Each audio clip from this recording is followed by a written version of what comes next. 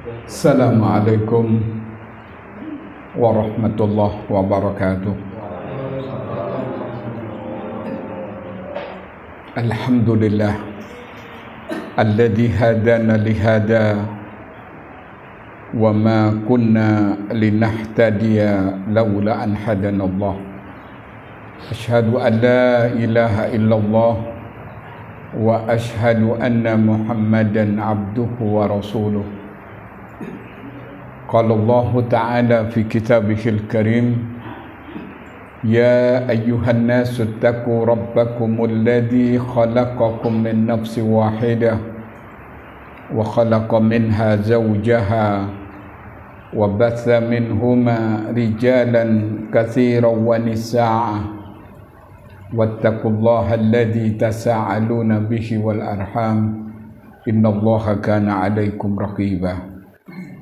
Ya ayyuhalladzina amanu ittaqullaha wa qulu qawlan sadida yuslih lakum a'malakum wa yaghfir lakum dhunubakum wa may yuti'illaha wa rasulahu faqad faza fawzan 'azima.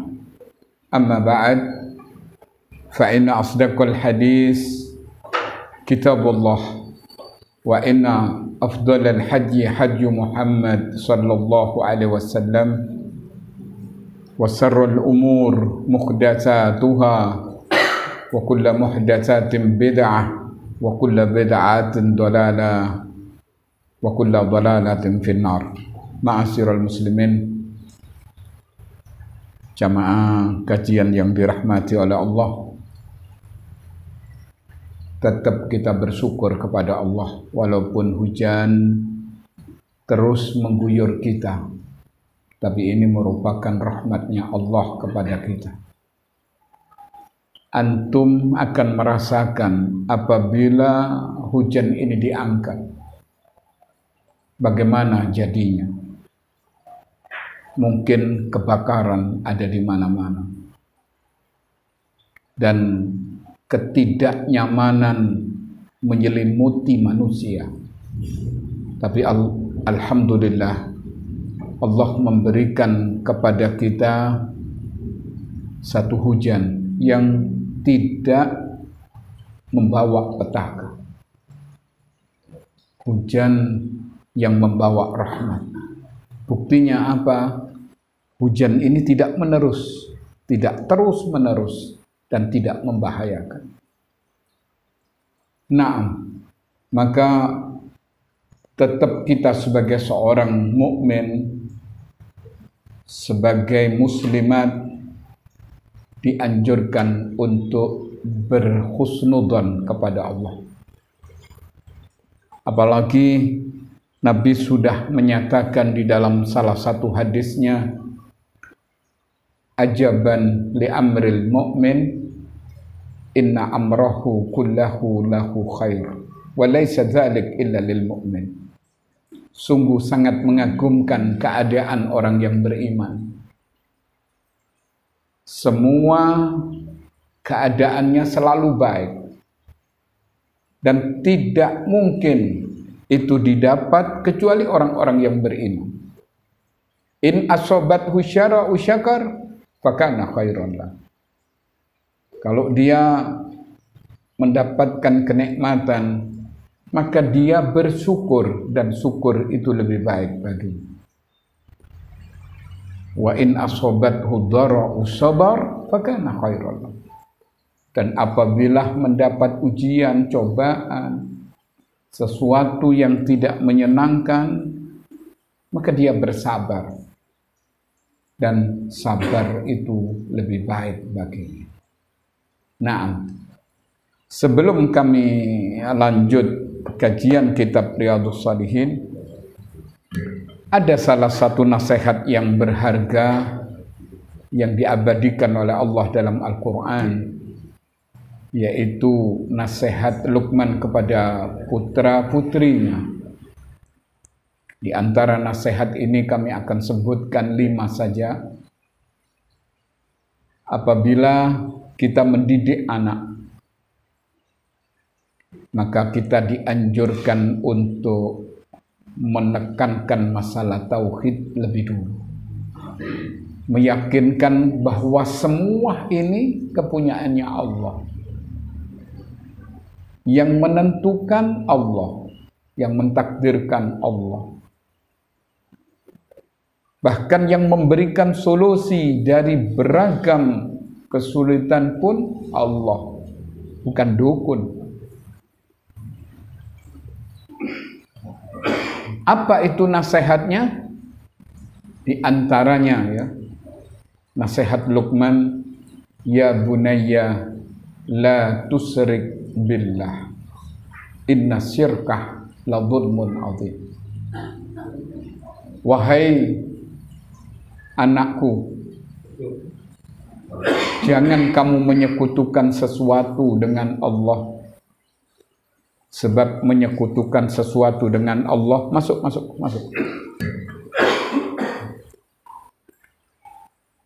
Sebab barang siapa yang menyekutukan sesuatu dengan Allah, dan itu merupakan kezaliman yang paling besar. Itu yang wajib kita tanamkan kepada anak-anak kita.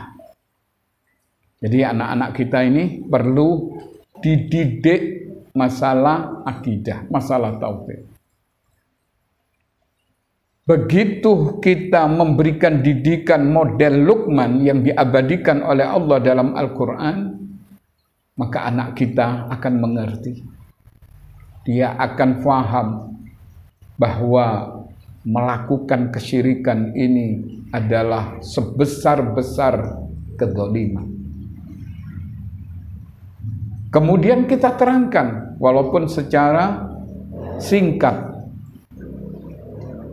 bahwa syirik ini bukan hanya sekedar orang itu menyembah kepada patung, kepada arca-arca atau tempat-tempat yang dianggap keramat, tapi meyakini sesuatu di situ ada kekuatan selain Allah, maka itu syirik.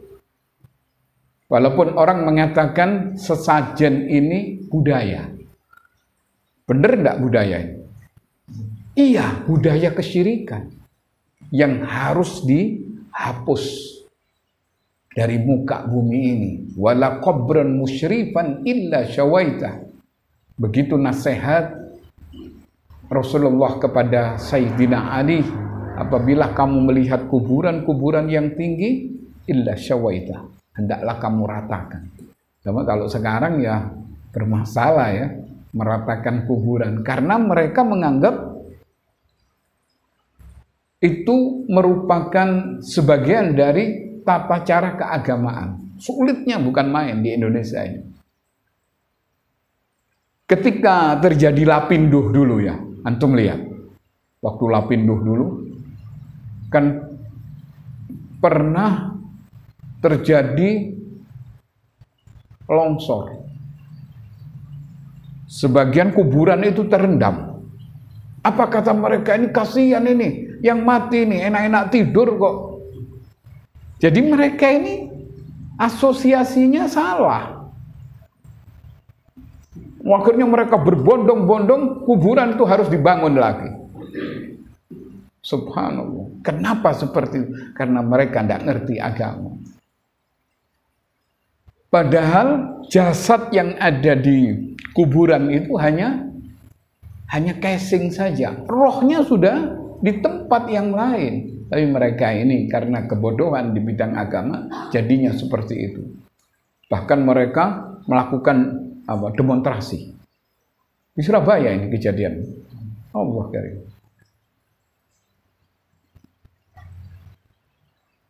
Kita sampaikan ya kepada anak-anak kita, semumpung kita belum mati ya, sampaikan, wahai anakku, la tusyrik billah, inna syirka la dzulmun adzim. Ini yang pertama. Kemudian yang kedua, wa wassaynal insana biwalidayhi hamalathu ummuh. Wasiatkan, manusia hendaklah memberikan wasiat. Wa wassaynal insana biwalidayhi, hendaklah dia berbakti kepada kedua orang tuanya. Lebih-lebih ibunya yang mengandung dia, wahnan ala wahnin, lemah bertambah lemah. Wa fisaluhu fi amain. Adapun menyapainya itu 2 tahun. Karena itu bersyukurlah kamu kepadaku, kata Allah, wali walidaik, hendaklah kamu bersyukur kepada kedua orang tuamu, kepadaku tempat kembalimu. Itu bisa dilihat di surat Luqman. Kami hanya memberikan poin-poinnya saja. Ini tanamkan anak supaya berbakti kepada kedua orang tua. Karena di zaman modern sekarang ini, anak-anak muda ini sok tahu. Bahkan memandang bapak ibunya bodoh, tidak ngerti apa-apa. Sampai ndak usah melok-melok, Bu. Pak, wis meneng wae, tak kei mangan sampai aku. Ini kok kurang etis ya. Ada kalimat-kalimat semacam itu. Padahal orang tua ini memiliki segalanya. Jangankan anaknya, harta dari anaknya itu milik orang tuanya. Ada di zaman Nabi seorang anak datang kepada Rasulullah karena sebagian barangnya itu diambil orang tuanya. Karena mungkin anaknya bakhil, mungkin anaknya medit. Akhirnya Nabi mengatakan, kamu dan hartamu milik orang tuamu. Itu menunjukkan jasa orang tua ini luar biasa. Maka kita diwajibkan untuk berbakti. Ada seorang sahabat datang kepada Rasulullah menanyakan, ya Rasulullah, apakah Allah ini benci atau cinta kepada saya?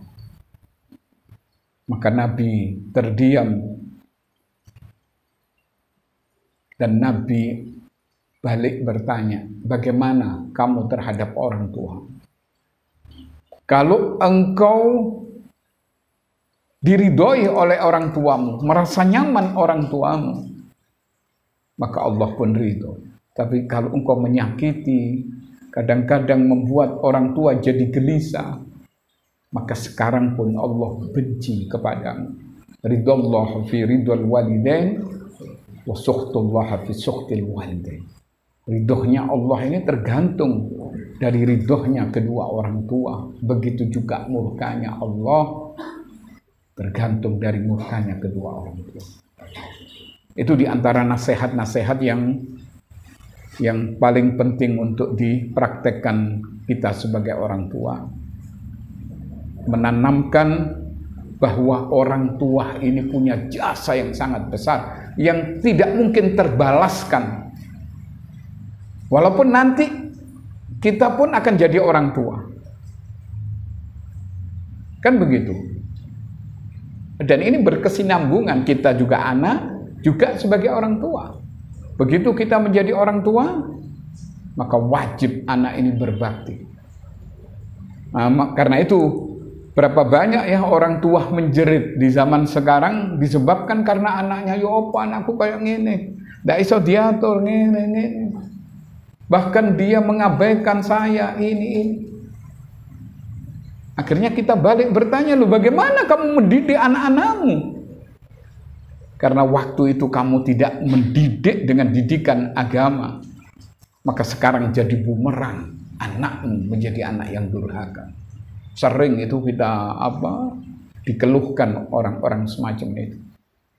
Nah, padahal kita tahu ya bahwa siksa yang dipercepat oleh Allah ada 2. Sebagaimana Nabi menyatakan, isnani yu'ajjilahumullahu fid dunya al-bahyi wa uququl walidain. Ada 2 siksa yang dipercepat oleh Allah sebelum nanti di akhirat. Yang pertama adalah seorang yang berzina dengan istri tetangga. Jadi dia ada janjian dengan istri tetangganya, naudzubillah. Kemudian yang kedua adalah mereka yang durhaka kepada kedua orang tuanya. Sebelum dia mati, dia akan merasakan azab lebih dulu. Entah itu kecelakaan, entah apa saja yang Allah lebih tahu masalah itu.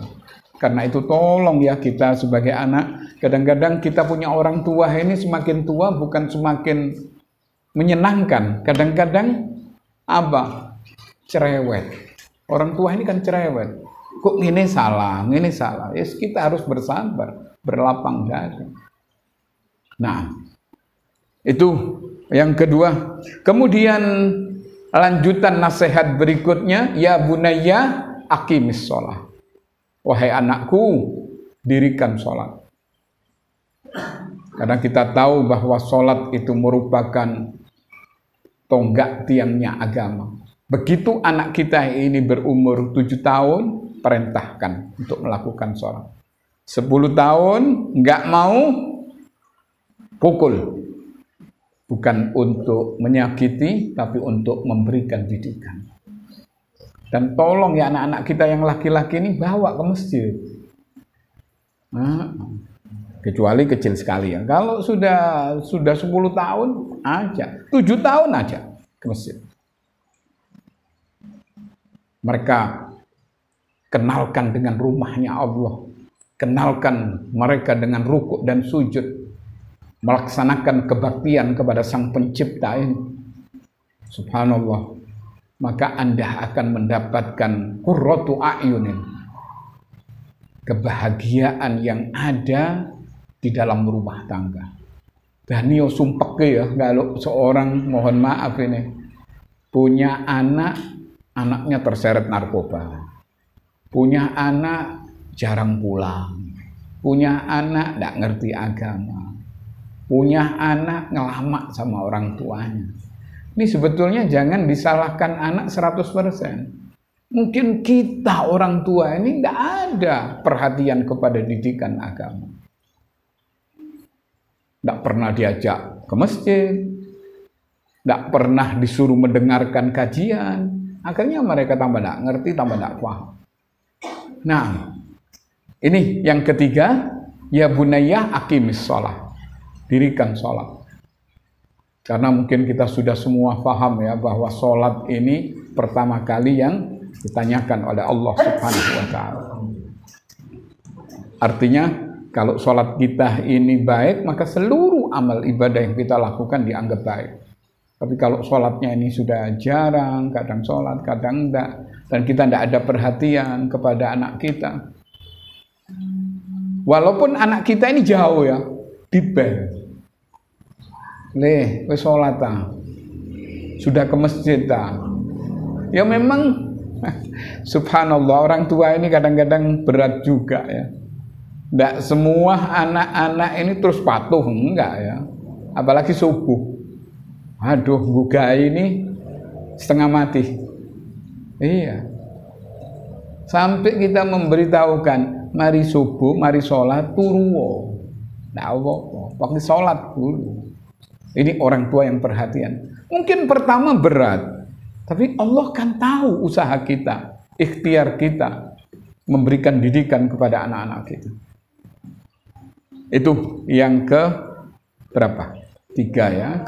Yang ketiga. Kemudian yang keempat, wa'mur bil ma'ruf wanha 'anil munkar. Dianjurkan kita beramar ma'ruf nahi mungkar. Tidak boleh kita membiarkan keluarga kita berbuat maksiat. Paham ya? Misalnya karena untuk bantu suaminya, si istri kerjanya berseberangan dengan syariat. Apa misalnya? Kerjanya jadi tukang pijet misalnya. Apa wong aku ndak zina, cuma mijeti wong lanang misalnya. Boleh enggak? Enggak boleh. Nah iya. Kadang-kadang dulu ini, bukan dulu ya, beberapa tahun yang lalu ini pernah viral. Di mana ini? Yang terkenal itu. Tukang pijetnya cantik. Subhanallah. Kemudian dia punya suami. Suaminya nyapu-nyapu. Ono ibuke. Ono ning jero le. Yang datang itu muda-muda. Yang pijet itu muda-muda, orang-orang yang sudah kuat. Masa pijet-pijet seperti itu? Ini rupanya pijet apa ini? Plus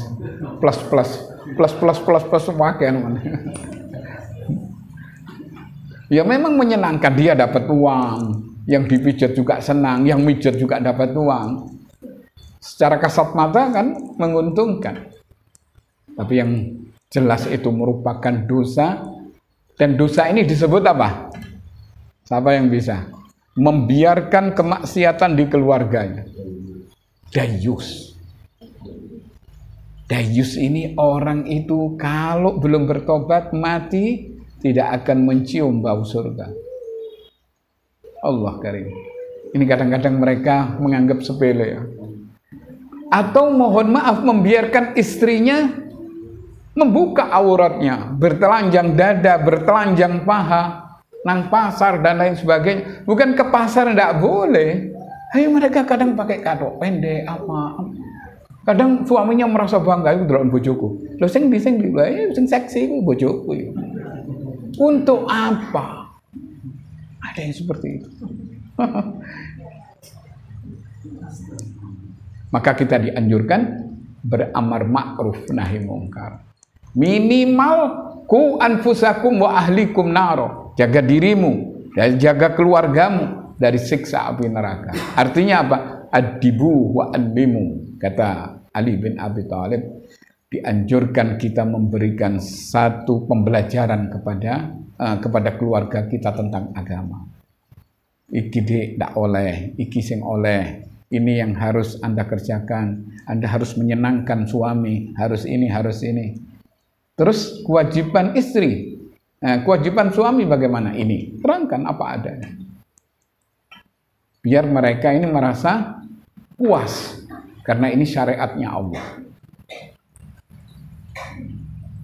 Nah, kemudian yang terakhir di antara nasihat Luqman, wasbir ala ma asabak. Inna dzalika min azmil umur. Bersabarlah terhadap ujian yang mengenaimu. Sebab itu merupakan urusan yang paling disukai. Ingat, hidup ini tidak selalu bertabur bunga di kanan kiri. Hidup ini ada jalan mendaki, ada jalan menuruni.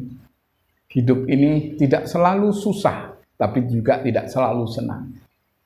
Tapi hidup ini seperti yang kita lihat di zaman sekarang.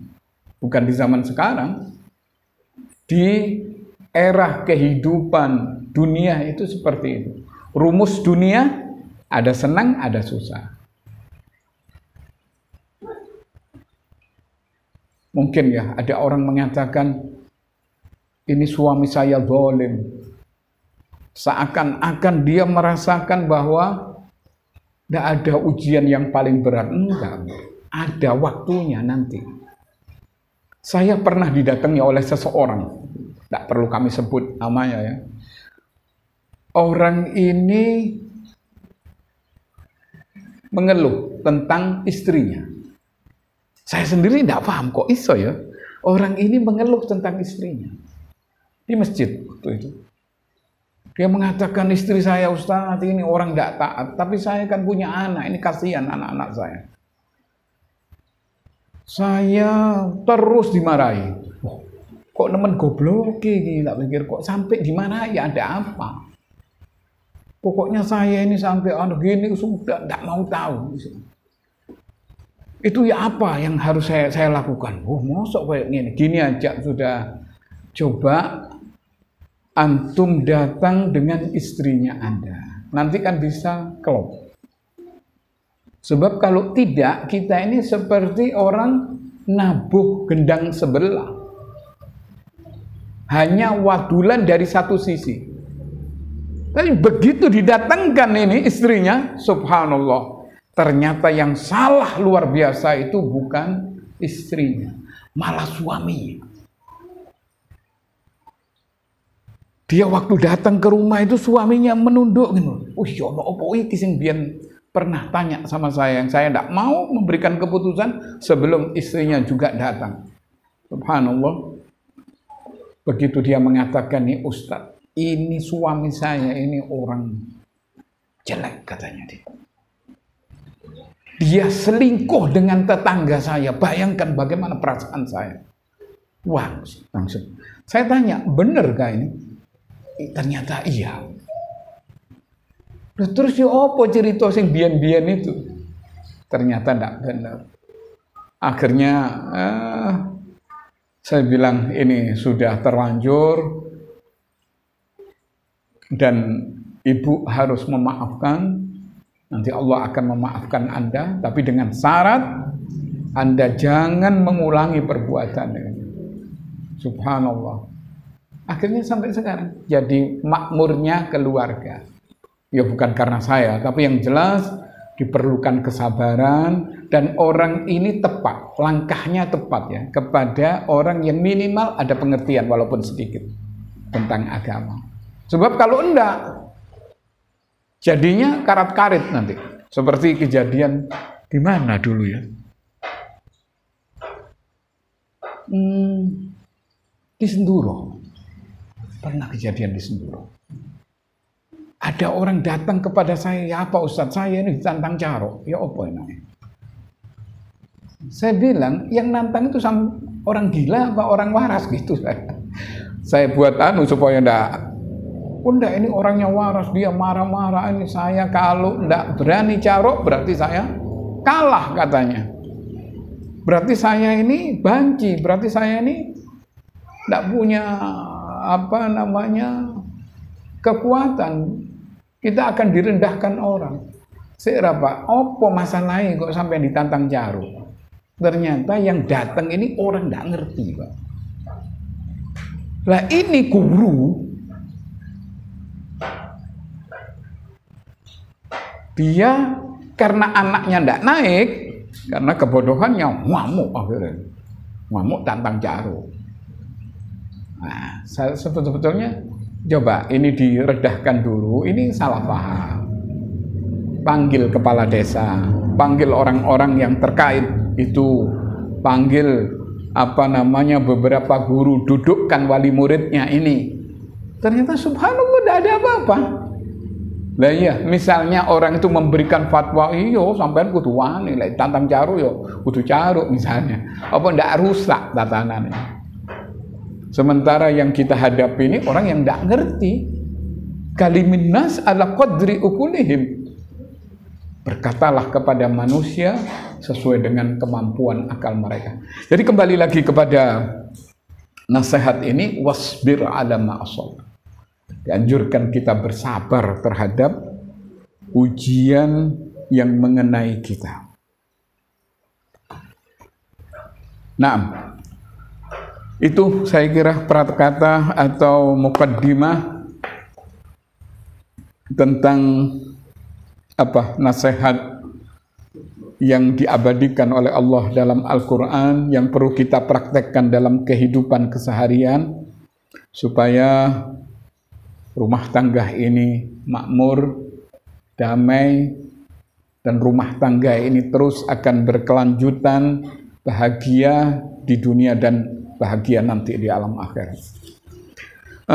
Kemudian kita sudah masuk ke hadis yang ke-11. Betul, ke-11.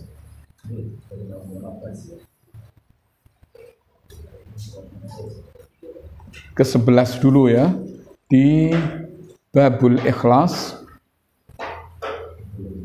An Abdul Abbas, Abdullah bin Abbas bin Abdul Muthalib radhiyallahu anhu. Kita tahu Abdullah bin Abbas ini adalah siapa ini? Dia adalah keponakan Nabi kita Muhammad sallallahu alaihi wasallam. Sekaligus beliau ini orang yang terpandai di zamannya, ulamanya ulama, padahal dia masih muda. Ibnu Abbas ketika diberi nasihat oleh Rasulullah itu, Ibnu Abbas umurnya masih 10 tahun. Ikhfadillah yakhfadka. Wahai anak, hendaklah kamu menjaga Allah, Allah akan menjagamu, dan seterusnya. Itu Ibnu Abbas umur berapa? 10 tahun. Sudah diberi didikan oleh Nabi kita Muhammad sallallahu alaihi wasallam. Kemudian Ibnu Abbas ini di samping kecerdasannya, kefahamannya tentang ayat-ayat suci Al-Quran, tentang sunnah Nabi, beliau orang yang memberikan pengarahan kepada orang-orang yang menyimpang, di antaranya orang Khawarij. Waktu berhadapan dengan Ibnu Abbas, yang tobat itu ribuan. Sebagian nggak mau, sudah ditakdirkan oleh Allah menjadi orang yang menyimpang, tapi sebagian besar kembali kepada agama Allah atas nasihat Ibnu Abbas radhiyallahu anhu. Naam.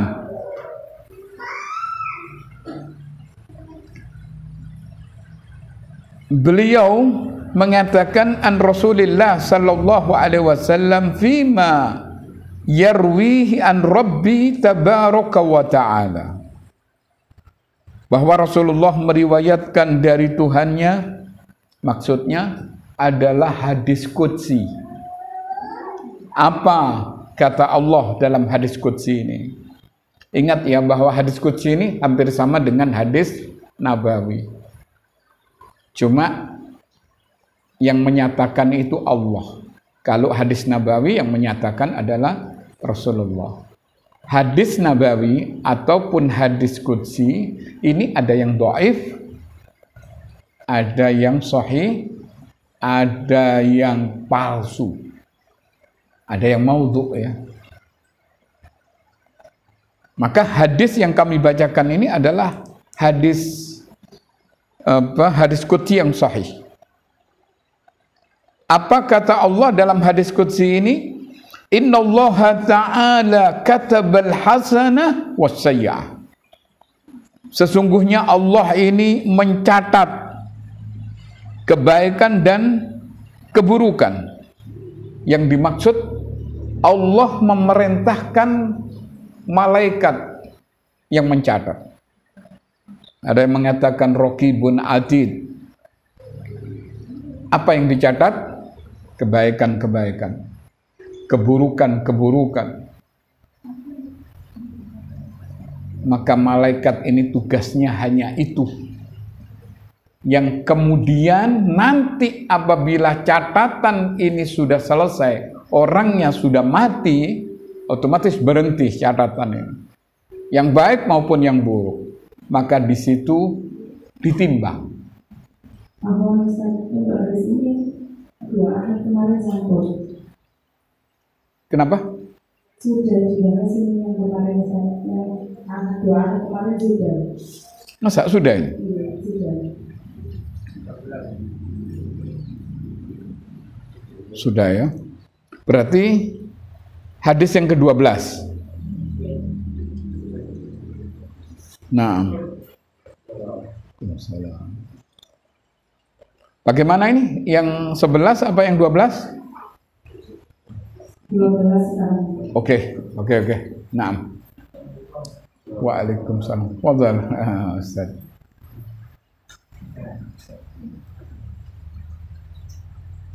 Kita lanjut ya, hadis ke-12.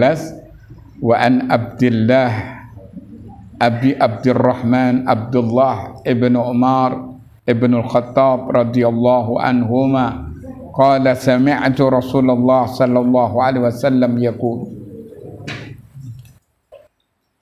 Dari Abdurrahman Abdullah bin Umar bin Khattab. Abdullah bin Umar ini adalah siapa? Putra Sayyidina Umar ibn al-Khattab.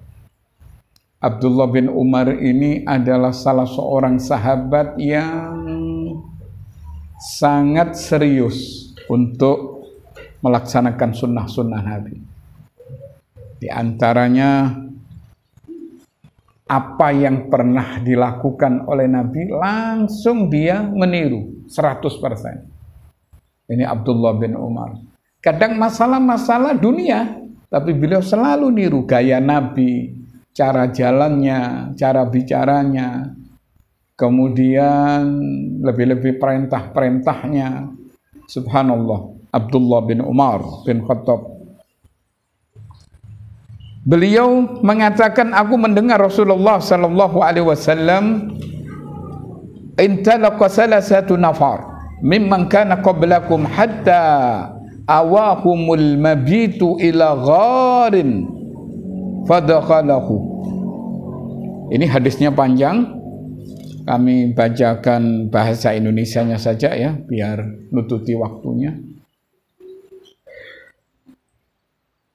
Kabar Ustaz Bukhair, Masya Allah.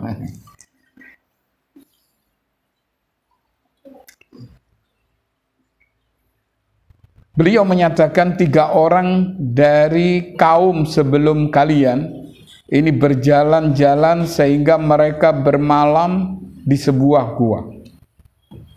Tiba-tiba batu besar jatuh dari gunung dan menutupi pintu gua.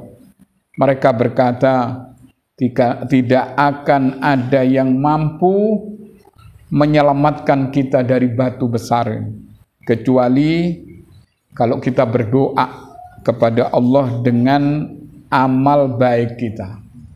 Ini yang dimaksud dengan wasilah. Wasilah itu ada 3 ya. Ada wasilah dengan amal soleh yang kita lakukan, ada wasilah dengan minta doa dari orang-orang yang kita anggap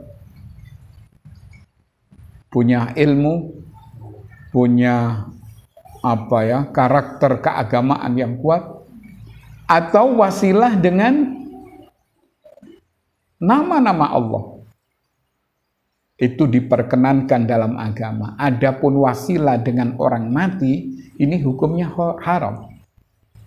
Seperti kebanyakan orang ya, kadang-kadang datang ke kuburan Wali Songo misalnya, ke kuburan apa yang umum itu, apa itu?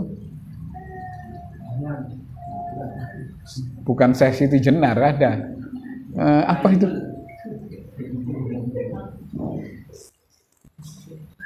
Syekh Abdul Qadir Jailani, mereka datang. Bahkan kami juga pernah melihat orang menjadikan orang-orang soleh ini sebagai wasilah, padahal orangnya sudah mati. Dan ini dipraktekkan oleh orang-orang zaman sekarang ya. Dan subhanallah, ini merupakan kekufuran.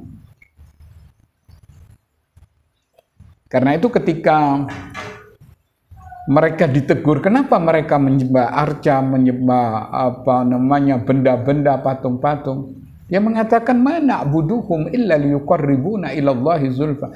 Kami ini tidak menyembah kepada mereka. Ini patung-patung, tahu saya, patung tidak bermanfaat, katanya orang kafir. Tapi untuk mendekatkan diri kepada Allah. Persis seperti yang dilakukan oleh orang-orang zaman sekarang. Sehingga tempat-tempat itu ramai, terutama malam Jumat. Di beberapa tempat seperti itu ya, ada kuburannya siapa dulu? Wali Songo. Wali Songo ini saya tidak tahu di mana ya tempatnya. Kemudian dia apa yang dia karyakan Wali Songo ini, tidak paham saya. Kemudian ini lagi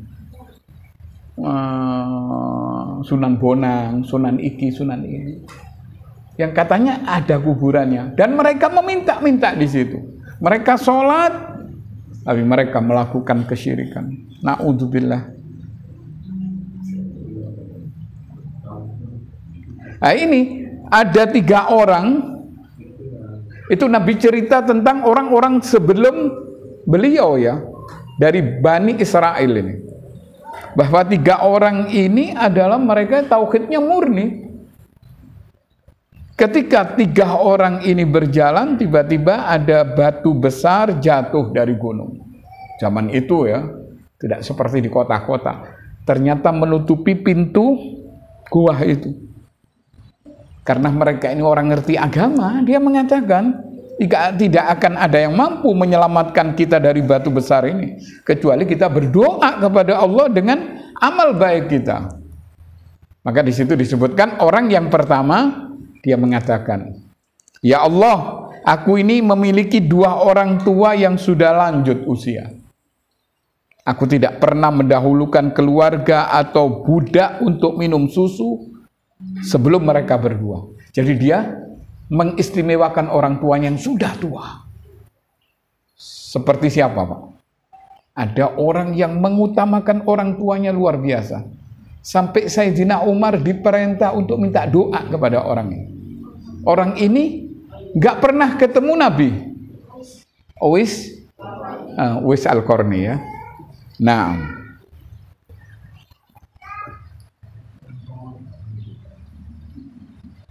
pada suatu hari, kata orang ini, aku terlalu jauh mencari pepohonan atau kayu bakar, sehingga aku tidak pulang kecuali keduanya sudah tidur. Lalu aku memerah susu untuk mereka, tapi sayang, mereka kedua orang tuaku sudah tidur, dia tua sekali. Maka aku tidak ingin membangunkan mereka, tapi aku juga tidak ingin memberikan susu kepada keluargaku, kepada anakku, kepada istriku, atau kepada budakku. Gelas itu tetap ada di tanganku, menanti kedua orang tuaku itu bangun. Sehingga sampai terbit fajar. Padahal anak-anakku menjerit kelaparan. Subhanallah. Jadi anaknya ini sampai kelaparan berada di kaki orang tuanya. Dia mengatakan, enggak, ini haknya orang tuaku. Ini sangat istimewa ya orang ini. Kemudian keduanya bangun di kala fajar, mungkin sebelum fajar, lalu aku meminumkan air susu itu. Setelah itu baru aku memberikan kepada anak-anakku yang mungkin masih kecil dan lain sebagainya. Dia mengatakan, ya Allah, jika perbuatanku itu mencari keridhaan-Mu, maka singkirkan batu ini. Subhanallah, batu ini bergeser, Pak. Tapi sayang tidak bisa keluar, Mas ya. Hanya bergeser sedikit. 3 orang yang masuk di gua itu tersesat dan tidak mungkin ya. Kalau menurut akal dia akan mati di tempat itu. Dia akan mati kelaparan atau mungkin mati kehausan atau lamanya berada di gua itu. Mungkin 3 sampai seminggu mati orang-orang ini. Tapi batu ini subhanallah bergeser. Namun mereka belum bisa keluar. Kemudian yang lain mengatakan, ya Allah, sesungguhnya aku ini mempunyai sepupu wanita yang aku cintai.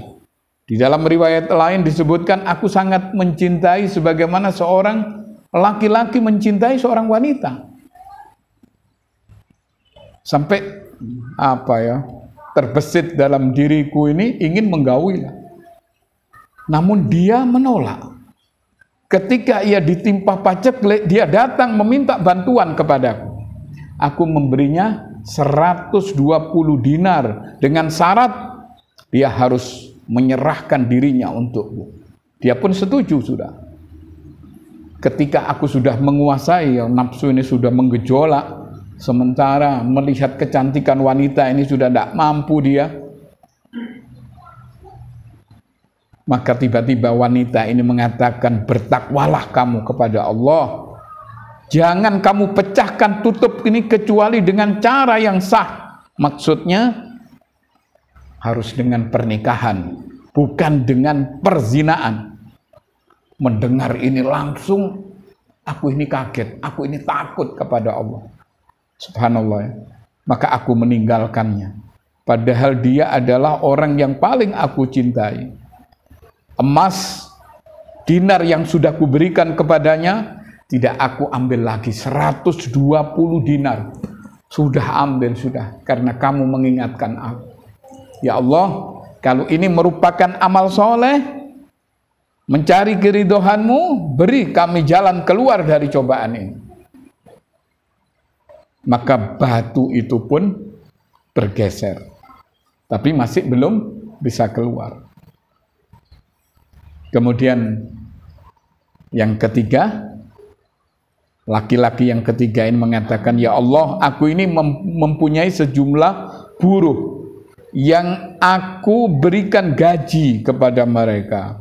Kecuali satu orang ini moro-moro minggat karpe dhewe. Ndak izin, ndak apa, ndak masuk kerja. Pokoknya orang ini sudah tidak mau mengambil gajinya. Padahal masih sekali, pokoknya dia tinggalkan. Lalu aku kembangkan gajinya itu sampai menjadi banyak. Berapa tahun kemudian dia datang kepadaku dengan mengatakan, berikan gajiku. Entah berapa puluh tahun ya, untuk 5 tahun, 7 tahun, atau 10 tahun. Orang ini mengatakan, berikan gajiku. Kata majikannya ini semua, subhanallah, ini orang sangat baik sekali. Semua yang kamu lihat, onta, sapi, kambing, budak, ini adalah gajimu semua. Orang itu malah tambah marah ya. Jangan menghina saya, berikan, punya saya saja.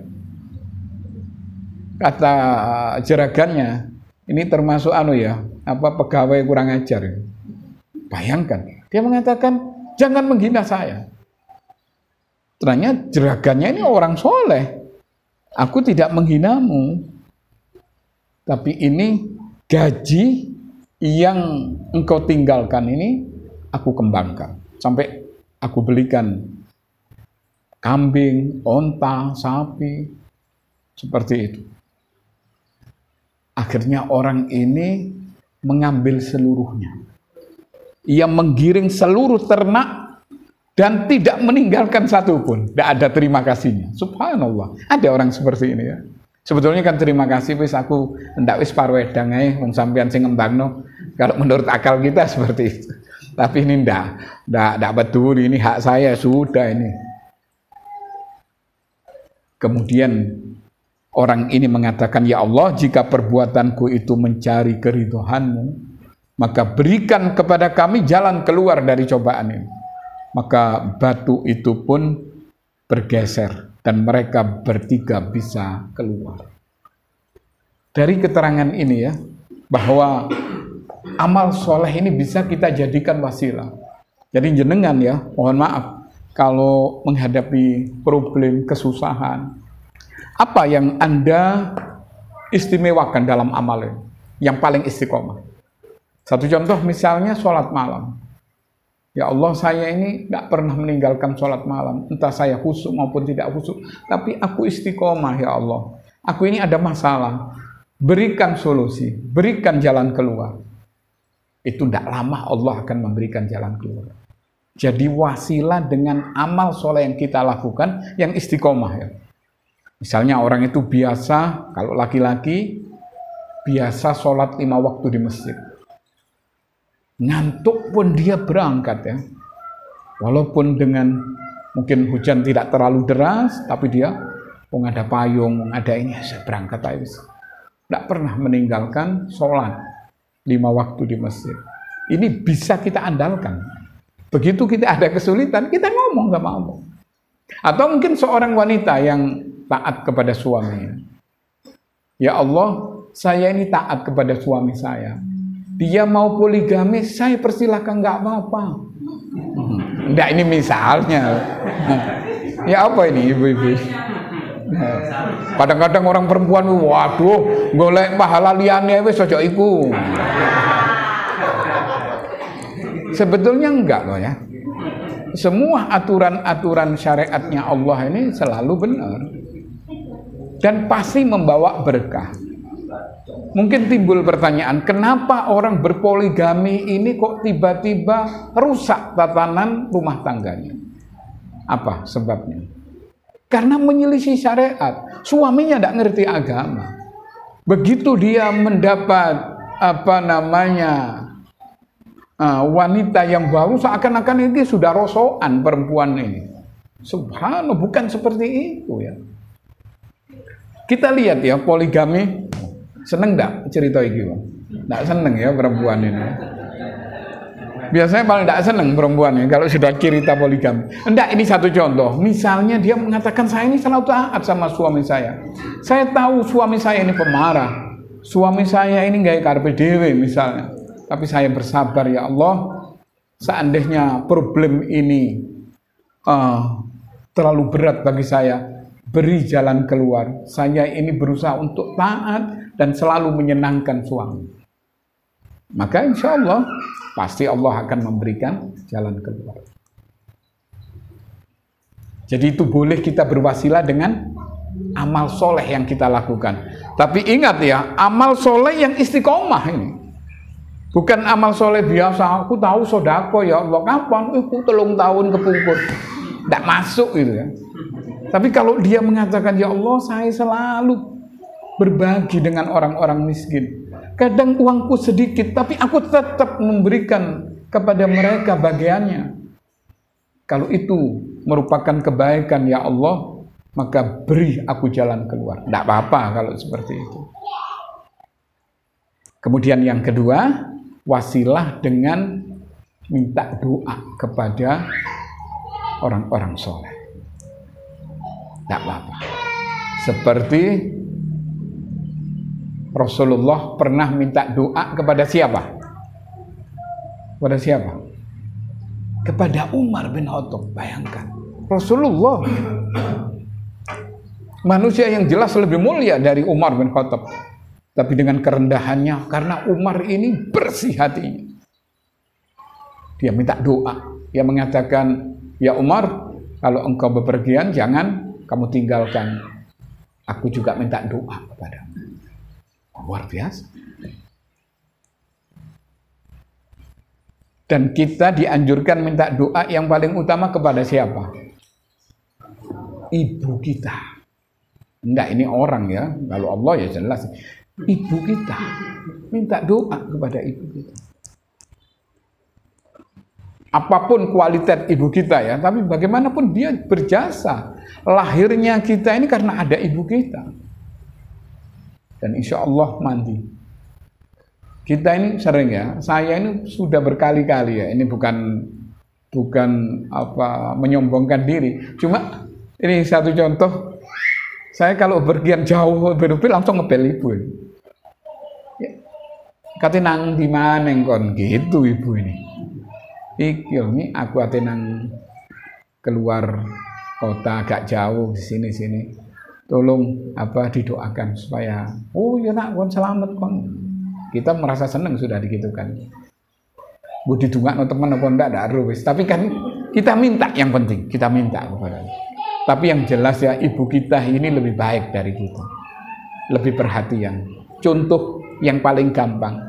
Seandainya ibu kita yang sudah tua. Jam berapa ini? Ibu kita yang sudah tua ya, kemudian berbaring di rumah sakit misalnya. Kita mungkin mengharapkan apa? Mandar dan selesai saaken ibu iki. Seperti itu kan. Jarang mengatakan gue si apa carane bisa sembuh ibu saya lagi. Tapi kalau ibu kita kepada kita lain loh. Jauh sekali. Karena itu ada pepatah mengatakan cinta anak sepanjang jalan, cinta orang tua sepanjang jalan. Seperti itu.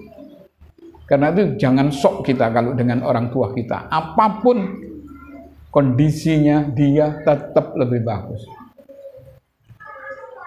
Saya ini pernah ya, ini satu contoh. Dia ngomong, orang tua itu ngomong, sholat 12 rakaat itu bisa membangunkan rumah di surga, katanya dia. Saya ini membantah ya, bukan itu saya bilang 12 rakaat iya, 10 rakaat iya katanya. Saya ngomong gitu. Aku ndak harus yang 10 rakaat katanya dia. Loh enggak, ini keterangannya. Saya rata-rata emosi ya, tapi ini orang tua ini enggak, 10 rakaat ada. Terus dia mengatakan, ake wong pinter duduk kontok katanya. Gitu. Aduh, saya langsung diem. Lah enggak, ini ada. Saya bilang, aduh, kok tambah terus. Saya bilang, ya sudah, ini ada. Itu yang saya tahu. Karena orang tua begitu dibantah seperti itu, enggak, aku sing weruh teko Khalid Basalama katanya dia. Ini 12 rakaat katanya. Iya, tapi sing 10 ono. Yo, tapi kita harus berlapang dada.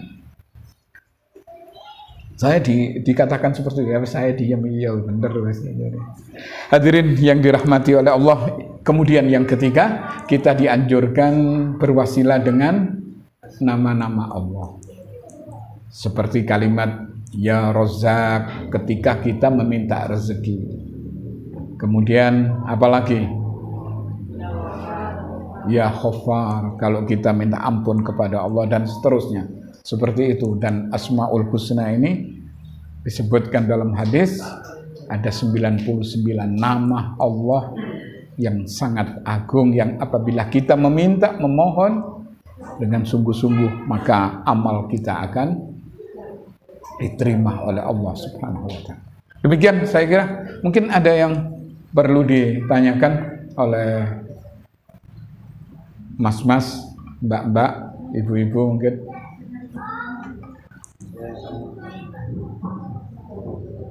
Assalamualaikum warahmatullahi wabarakatuh.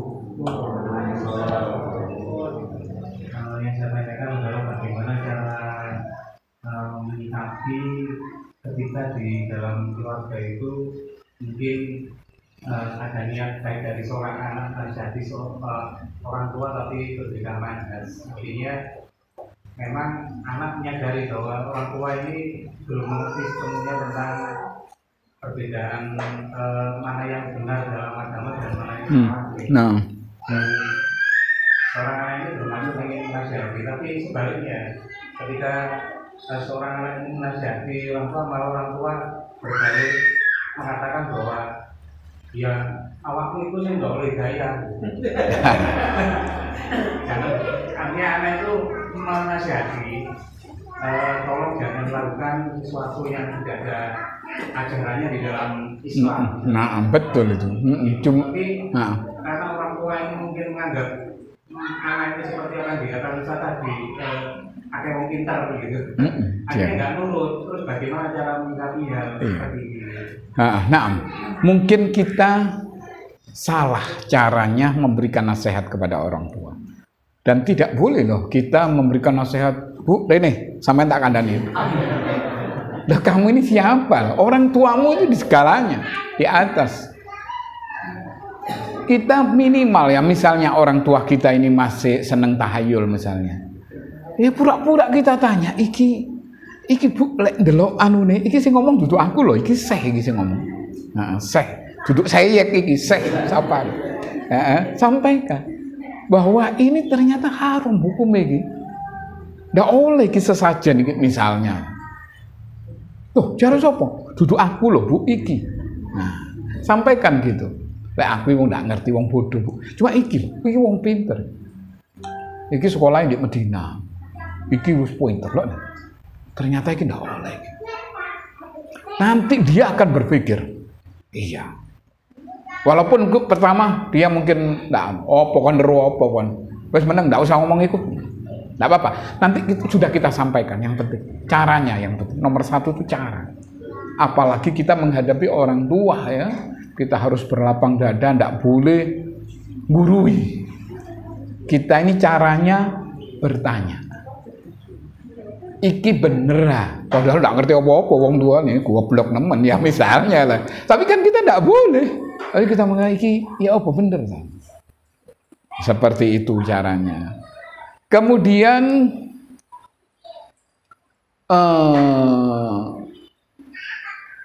yang kedua, kalau kita punya bukunya, kitabnya, tunjukkan kepada orang.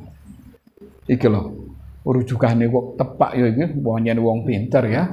Tutupno wis. Nah, lihat seperti ini. Malah mohon maaf ya, embah saya dengan saya ini jauh beda, tidak seperti itu. Saya ini pernah diamuk karena podo ndak ngertinya dulu. Begitu dia sudah tua ya, saya mulai belajar agama, mulai ada sedikit pengertian. Saya bilang ini ndak boleh, Bu. Iki kudu ngene. Oh, ndak biyen-biyen kon katanya. Aku sampai koyo ngene ndak ngerti. Ya apa iki? Aduh, iya ya bener. Oh, no bener. Tapi malah dia marah karena kok ndak dulu-dulu memberitahu. Kok sik tas? Tak waras sik tas weru. Saya baru tahu ini. Oh, ngono carane langsung mau. Waktu itu ibu saya sering bawa, mbak saya ini sering bawa ini tanah dari Probolinggo. ibu saya di Lumajang, karena saya nangisan waktu itu, katanya mbak saya, bikin nangisan Hisam ini, tidak kagak, aku buangin nangis terus. Akhirnya dibawakan tanah ini. Kon biar tak kok no lemah gitu, terus ya apa? Tambah nangis, gledek tidak mandi. Bukan pada tempatnya. Akhirnya kita beritahu bahwa itu tidak oleh, ini tidak boleh, ini doanya harus seperti ini. Oh, tidak bian-bian katanya. Seperti itu. Ya kita harus berlapang dada kalau seperti itu. Dan tidak mungkin sekaligus langsung terima nasihat kita. Dia akan berpikir nanti. Tapi sudah kita sampaikan kebenaran ini. Karena kebenaran ini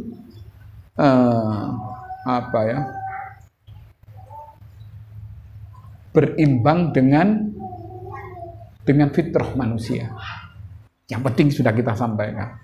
Pasti nanti fitrahnya akan muncul, ya benar. Walaupun tidak langsung diakui, nanti berapa hari mungkin dia akan menyadari akan hal itu. Seperti itu. Ada pertanyaan dari ya? Ustaz, hukumnya kita beribadah dengan mengharap balasan, tapi balasannya itu sesuai dengan dalil. Kayak misalnya sholat duha 4 rakaat kan kerjanya dicukupi kebutuhannya sampai sore hari, dari pagi sampai sore. Nah kadang kita tuh kalau mau sholat duha kurang dari 4 rakaat mikirnya, aduh nanti cukup sepi sampai sore gimana? Jadi jangan sampai sholat duha kurang dari 4 rakaat karena ingin tokonya rame sampai sore gitu, gimana Ustaz? Itu yang pertama. Terus yang kedua, untuk wudhu atau mandi junub pakai air hangat itu batasannya gimana Ustaz? Apakah untuk sakit parah saja atau kita bersih-bersih sedikit sudah boleh pakai air hangat sampai berapa? Yang kedua saya jawab dulu ya. Walaupun panjenengan tidak sakit, pakai air hangat diperbolehkan dalam agama, nggak apa-apa. Walaupun bukan hanya untuk mandi biasa, untuk mandi junub sekalipun, kepingin sing anget-anget, nggak apa-apa. Dan itu tidak ada larangan dalam agama. Nggak harus mungkin greges atau sakit baru pakai air hangat. Ada orang-orang yang terbiasa ya pakai air hangat, selalu seperti itu. Saya sering itu, mesti minta kepada istri, padahal tidak sakit, tidak apa. Kayaknya banyu anget. Kenapa? Karena lebih nyaman mungkin ya, untuk beberapa orang tertentu seperti itu. Ada orang yang senang dingin, macam-macam. Tapi yang jelas, diperbolehkan dalam agama, tidak ada larangan, baik mandi biasa maupun mandi junub. Adapun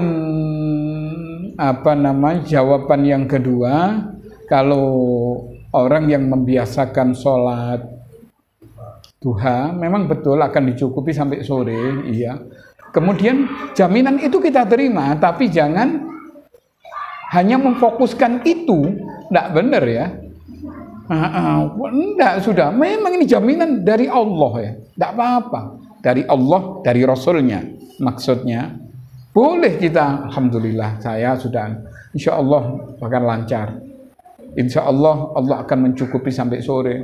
Karena janjinya Nabi, tidak apa-apa. Nggak ada larangan. Tapi jangan monoton itu tok, ndak wes kudu masalah gitu, ndak. Itu hanya apa ya, istilahnya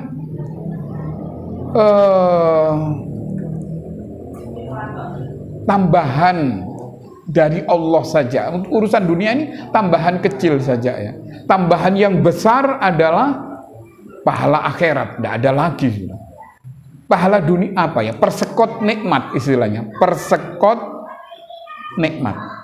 Seperti orang yang apa kata Nabi? Man masbaha minkum aminan fi syirbi mu'afan fi jazadi inda qutu yaumi faka'annama hizat lahu dunya wa hadafiriha. Barang siapa yang pagi-pagi sehat badannya, otomatis di situ ada aturannya supaya sehat badannya, dianjurkan olahraga, menjaga pola makan, banyak berpuasa sunnah dan seterusnya.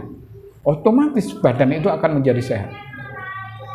Makmur keluarganya, yaitu dengan menyempurnakan kewajiban kita kepada istri, kepada anak, istri kepada suaminya, dan seterusnya seperti itu. Indah kutu yaumi, dia punya makanan hari itu dengan ilmu, yaitu punya sifat qanaah, neriman ing pandu. Boleh ya kita, oh ini jaminannya seperti ini, boleh, tapi jangan mengkhususkan hanya untuk itu saja. Seperti itu. Itu persekot nikmat dari Allah, persekot pahala istilahnya. Begitu saya kira. Cukup? Satu lagi, Seagam ya. Jam berapa? Ini Ustaz, kami pernah menjadi bukan kajian istighosah yang dari mungkin ribuan dari berbagai kabupaten dan lain-lain. Pada akhir acara itu salaman semuanya kepada Pak Yai. Perempuan-perempuan salaman semua? Enggak. Oh, nah. Ada lagi, ada yang punyanya. Kemudian bilang begini Ustaz, baru kayak itu dengan amplop sampai tidak muat itu kotak tidak muat, langsung dilempar ke kamar atau bilik sampai ngakai jamaah. Bilang baru kayak itu gimana di mata Pak Ustaz, gimana Mas Ustaz? Terima kasih. Enak jadi kiai lek ngono ya. Ndak soro. Astagfirullah. Ini kadang-kadang mohon maaf ya, kiainya ini kiai model seperti itu kebanyakan, padahal mereka nggak ngerti apa-apa. Isone cuma kentrungan tok, tanggung. Kemudian doa, mereka itu tahu seperti itu. Akhirnya kok gampang cuma tak dongakno masalah ini. Padahal di situ banyak hal yang penting untuk disampaikan kepada masyarakat awam. Iki sholatnya sampean bukan begitu ini kan jarang kiai saya ngomong. Kemudian kalimat barokah itu miliknya Allah ya. Tapi kalau dia mendoakan tidak apa-apa, mudah-mudahan barokah ya Pak Ustadz ya saya doakan. Bukan dari saya, ini Allah yang nanti memberikan, kami sekedar perantara saja, tidak apa-apa. Tapi kalau dia merasa ini oleh barokahku ya tidak benar. Ini yang membuat orang jadi dikhawatirkan ada kesyirikan nanti di dalamnya. Ada sifat tahayul seperti itu. Padahal ya iyyaka na'budu wa iyyaka nasta'in. Kalau kita lihat ya syekh-syekh di Arab sana itu, winternya luar biasa. Mereka itu biasa-biasa. Kayak gini kan cuma iso ndonga tok wis koyo waduh luar biasa ya. Engko sampean iso kuwatir tak kebas serbanku mlebu swarga. Ngawur ya. Nah, seperti itu. Jadi tidak diperbolehkan ya. Cara-cara seperti itu ini dikhawatirkan membodohi rakyat, membodohi masyarakat awam. Mereka diberitahu agama itu seperti ini. Bukan dipek barokai. Kadang mereka tidak sholat, yang penting aku kan jaluk barokai kiai. Enggak benar. Beritahu sampai niki, mohon maaf sampai sholat enggak? Oh, kula niki sholatnya cuma maghrib kali isyan. Ya nopo, bener apa enggak? Nah, iki salah. Sing bener 5 waktu. Sampaikan. Dulu itu pernah ada orang, ini satu cerita singkat saja. Orang perempuan dengan pakai pakaian mini datang ke rumah. Rupanya ono sing anu ini, Pak. Ono sing gudo saya ini, Pak. Dibilang saya ini kiai sing terkenal katanya. Iso sembarang. Orang ini datang dengan pakaian mini ya. Perempuan kaget. Dengar iki. Awak aku dhewe ndak ero iki. Assalamualaikum. Panjenengan Ustadz nggih, Ustadz Isa mangke. Kula niki dengan pakaian ini, aduh payah ini. Banyak orang tidak ngerti ya mau apa ini. Dia mengatakan saya ini nun sewu Pak Yai, kalau sudah ke rumah pacar saya ini gemeter saya. Keweden jadi. Ada apa dulu biasa aku. Saiki kok ngono wedi. Saya minta doanya aja. Langsung saya ngomong, iki doa ini bakal mandi dengan beberapa syarat. Ya napa syaratnya? Sampean pakaian ojo koyo ngene. Ndak iso mudah pisan ae wis. Ndak artinya kan ngawur kan, pakaian seperti ini. Nggih, terus apa? Sampean salat ndak? Nggih, kadang ya salat kan. Nah, iki kudu sampean istiqomah salat. Mari apa semua iki sampean waca. Ada doa-doa dari Nabi sampean baca. Insya Allah. Terus sampean ndak usah pacaran-pacaran ngono, ndak usah. Terus ya napa? Kawin. Mari wis. Enak lek ngono ya kawin ya. Iya. Yang punya orang ndak ngerti. Akhirnya pulang bawa gedang, bawa iki, waduh. Ya alhamdulillah. Seperti itu saya kira. Insyaallah cukup, sudah 5:30 lebih mungkin. Nanti kita sambung tafsir Al-Qur'an di minggu depan. Ahad depan. Mari kita tutup dengan kafaratul majlis. Subhanakallahumma wa bihamdika asyhadu an la ilaha illa anta astaghfiruka wa atubu ilaik. Assalamualaikum warahmatullahi wabarakatuh.